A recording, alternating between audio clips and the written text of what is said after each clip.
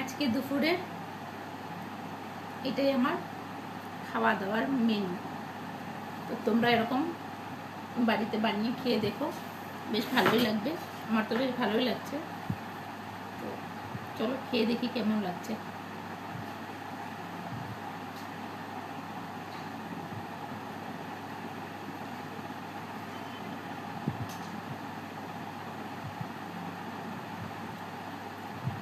এখন থেকে দুপুরবেলায় এরকমই কিছু খাবো, একটা ডায়েট চার্ট তৈরি করে নেব।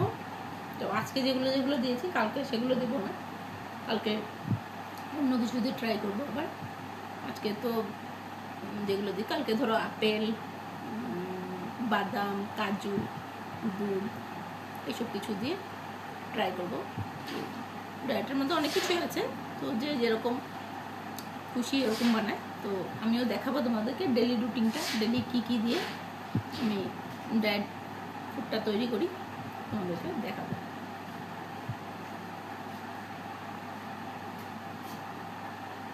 বেশ ভালোই লাগছে খেতে, খারাপ না।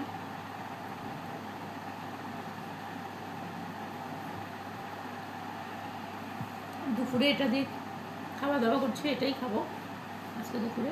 আর বিকেলে কি খাবো সেটাও তোমাদের সঙ্গে শেয়ার করবো।